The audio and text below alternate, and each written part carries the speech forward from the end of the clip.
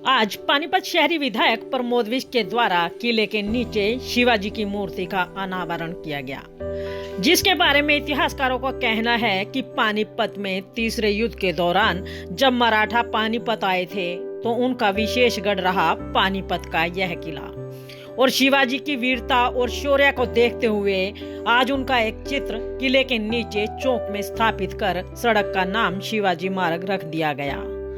इस अवसर पर शहरी विधायक प्रमोद विज के साथ शहर के बहुत से पार्षदगण, जिनमें वार्ड की पार्षद मीनाक्षी नारंग के पति अशोक नारंग, अशोक कटारिया, पार्षद लोकेश नांगरू, विजय जैन, अश्विनी ढींगड़ा, भोला नागपाल, पार्षद अंजलि शर्मा और उनके साथ कई अन्य और पार्षदों के साथ साथ सभी मंडलों के अध्यक्ष व उनकी पूरी टीम मौके पर मौजूद रहे और उनके साथ ही मौजूद रहे सांसद महोदय। शिवाजी की मूर्ति का अनावरण करते हुए विधायक प्रमोद विज ने कहा कि समाज की पुरजोर मांग के चलते शहर में 2 ऐसी मूर्तियां बनवाई गई, जिनमें से एक शिवाजी की मूर्ति का आज अनावरण किया गया है तो दूसरी लाला जगत नारायण की मूर्ति है, जो कि जल्द ही बनकर तैयार हो जाएगी और कुछ ही दिनों में मॉडल टाउन में गोल चक्कर पर उस मूर्ति को स्थापित कर उसका भी अनावरण कर दिया जाएगा।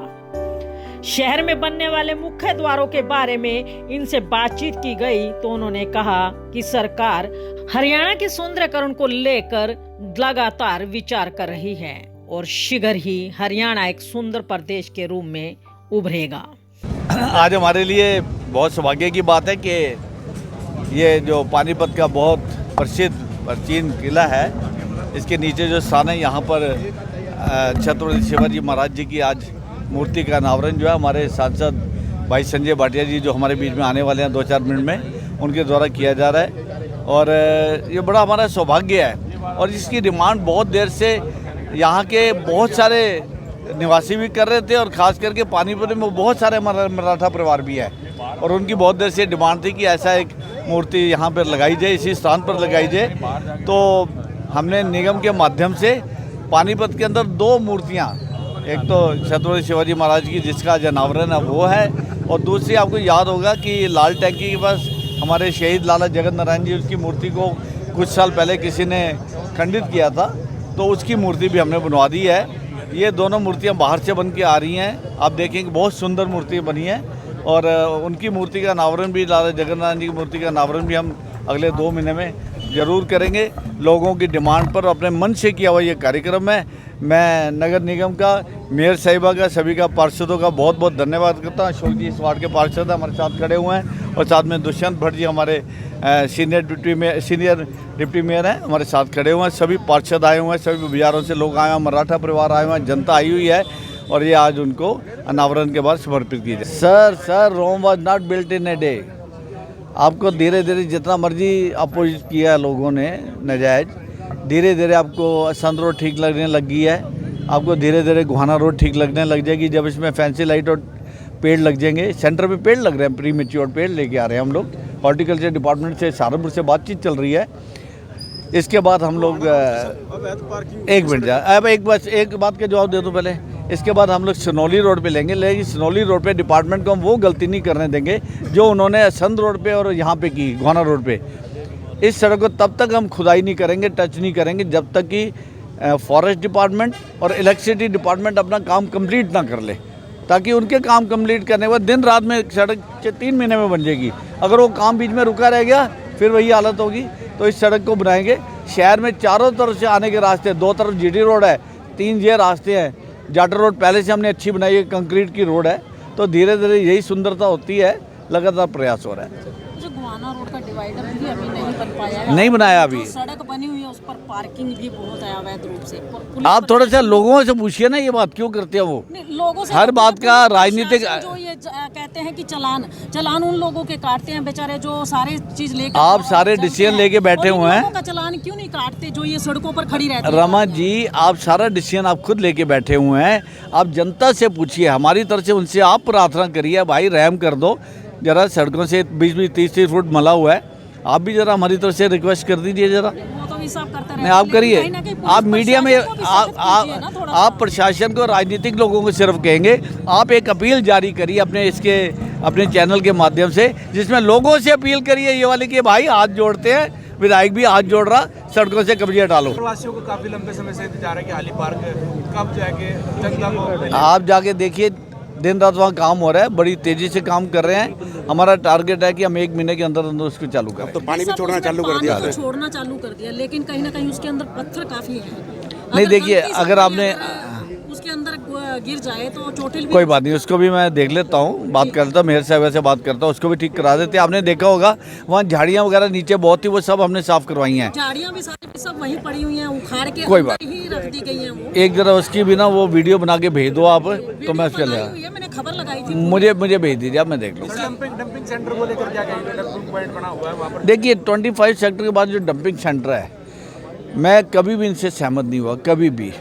वहाँ के निवासियों को ही दिक्कत है ना सिर्फ, लेकिन वहाँ से गुजरने वालों को वो रास्ता, आप देखिए बैंक्वेट हॉल सारे उधर हैं, शादी ब्याह सब उधर होते हैं, पार्क उसके सामने है, सेक्टरों की जनता, इंडस्ट्री एरिया के सभी लोग वर्कर वहीं से निकलते हैं। वो स्थान बिल्कुल उचित नहीं है। मैंने इनको कई बार कहा कि कैसे खुले स्थान में शहर से बाहर वो जगह लें, चाहे लीज पे जगह लेनी पड़े निगम को, और वहाँ प्रॉपर, जैसे दिल्ली के अंदर भी है, आफ्टर दिल्ली में भी गंद है ये वाला, लेकिन वो कहीं ना कहीं अनक्लोज एरिया में रखते हैं, बंद एरिया में रखते हैं, गाड़ियाँ अंदर जाती हैं, गाड़ियाँ बाहर आती हैं।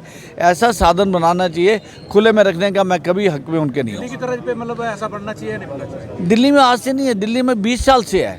अब ये मत कि आज से नहीं है वहाँ पर। अब वहाँ कॉलोनियों के अंदर भी आपने देखा हो, बड़े बड़े कमरे बने हुए हैं, उसी में अंदर टेम्पू जाता है, माल उतार के वहीं से आज वापस आ जाता है, गंदगी उतार के आ जाता है, वहीं से लोड करता है। ये साधन होना चाहिए। तो मेरी निगम से प्रार्थना है, सभी पार्षदों से, मेयर साहिबा से, इसी तर्ज पे जगह जगह हम ऐसे कोठरे टाइप के या एक हॉल टाइप की चीज़ बनाएं, जिसके अंदर वहाँ से कलेक्शन होकर वहाँ से उठे, ओपन में नहीं रहना चाहिए। सब प्रॉपर्टी आईडी को लेकर के ये एक समस्या और भी है। एक दफ्तर से दूसरे दफ्तर में, जो कि जीटी रोड क्रॉस करके जाना पड़ता है, लोगों को काफ़ी दिक्कतें आ रही हैं और यदा कदा लोग चोट भी खाते हैं। तो उसका समाधान कब हो जाएगा, ताकि सारा काम? देखिए इस चीज़ की जानकारी अभी मेरे में नहीं है। इसकी मेयर साहिबा ने कई बार रिक्वेस्ट किया कि डिपार्टमेंट को एक जगह किया जाए, इसकी जानकारी उनसे मिल सकती है। मेरे पास इसकी जानकारी नहीं है। मैं तो इस जो मेन समस्या इस टाइम आई हुई है टैक्सेशन में लोगों की आईडी की, एनडीसी की, मेरा इस टाइम ध्यान फोकस उसके ऊपर है, जिसके लिए मैं निरंतर चंडीगढ़ में आने मुख्यमंत्री जी से, अधिकारियों से मीटिंग कर रहा हूँ। और मैं ये उम्मीद करता हूँ कि 8-10 दिन के अंदर हम ये सॉफ्टवेयर की करेक्शनें ठीक करवा दें, फिर निगम में बैठेंगे, लोगों के साथ बैठेंगे, उनकी समस्या हल करके देंगे। अधिकारियों कर्मचारियों का तबादला डेली हो रहा है। अब एक बार जाते हैं एक अधिकारी कर्मचारी मिलता है, दूसरी बार दूसरा मिलता है, और कई बार तो 4-4, 5-5 दिन चार्ज ही नहीं लेते ये लोग। देखिए प्रक्रिया है, ये जो ट्रांसफ़र है, ये प्रक्रिया है सरकार की, ये तो ऐसे चलती है। जहाँ तक लोगों का आने जाने का सवाल है, आप समझिए जिसके ज़्यादा साल हो जाते हैं उसको भी बदला जाता है। कोई सीट ठीक काम नहीं कर रही तो निगम करता है, इसमें हम इंटरफेयर नहीं करते हैं और हमें इंटरफेयर करना भी नहीं है। जो कर्मचारी आएगा, अधिकारी आएगा, उसके साथ काम करेंगे। ठीक है, व्यक्ति है जो कि प्रॉपर्टी आईडी के लिए धक्के खा रहा है और अब कगार इस पर आ गया कि वो अपनी आत्महत्या करने के लिए उतार हुआ है। देखिए मैंने आपको सभी चीज़ स्पष्ट तौर पे बता दिया है। मेरा काम है, पहले बल्क करेक्शन जब तक नहीं होंगी, एक एक आदमी के साथ जाके करेक्शन कराने में तो 10 साल लग जाएंगे। ये समाधान भी नहीं है। समाधान इसका ये है कि पहले सॉफ्टवेयर्स को करेक्ट किया जाए, उसमें जो कमियां उसको ठीक किया जाए। 90% लोगों की समस्या वैसे ही खत्म हो जाएगी और फिर हम निगम में बैठेंगे, एक एक आदमी के लिए बैठेंगे, उसका ठीक करवा के देंगे। की 4 आईडी बनेगी सर, इनकी नहीं बन मैं करवा के दूंगा, मुझे पहले ये काम करने दीजिए। उससे पहले मैं निगम में जाके अगर बैठूंगा तो निगम में वो करेक्शन करेंगे कैसे? अधिकारियों की पहुंच से बाहर है वो करेक्शन। वो जो करेक्शन होनी है वो चंडीगढ़ से होनी है, यहाँ से नहीं होनी। पहले ऊपर ठीक हो जाए फिर तभी नीचे होगी। वहीं पार्षद लोकेश नांगरू का कहना है कि पानीपत में स्थित काला आम को भी केंद्र सरकार व प्रदेश सरकार के द्वारा शीघ्र ही संवारा जाएगा और एक भव्य पर्यटन स्थल के रूप में उसकी गिनती होगी। आज नगर निगम के द्वारा एक टेंडर लगवाया गया था, जिसके अंदर हमारे छत्रपति शिवाजी की मूर्ति का और एक हमारे पंजाब केसरी के हमारे जो नारायण जी थे उनकी एक मूर्ति का विस्थापना होनी थी। उसका आज छत्रपति शिवाजी की मूर्ति का अनावरण के उपलक्ष्य में हम लोग सारे यहाँ पर आए हैं। और एक पानीपत के लिए एक बड़ी शौर्य की बात है कि ऐसा समय जब छत्रपति शिवाजी के सेना यहाँ पर पानीपत में आई और उन्होंने तीसरी लड़ाई पानीपत में जो लड़ी, तो उस समय से यादगार एक बनी हुई है। और हर वर्ष पानीपत में काले आम में भी कार्यक्रम होता है। तो मराठाओं का एक संकल्प था कि पानीपत में एक चौराहे का नाम छत्रपति शिवाजी के नाम रखा जाए, तो नगर निगम में इसका प्रस्ताव पास करके आज हमने छत्रपति शिवाजी की मूर्ति का अनावरण किया। ये शिवाजी की मूर्ति का अनावरण तो कर दिया आपने, जिक्र किया काले आम का। काले आम का उद्धार कब करोगे? देखिए, काले आम का जो उद्धार है वो सेंट्रल गवर्नमेंट और हमारी स्टेट गवर्नमेंट के द्वारा किया जाएगा।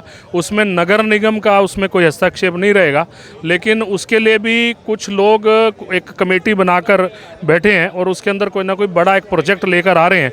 और काले आम को पानीपत का एक सबसे फेमस एक स्पॉट बनाया जाएगा, ये तय है।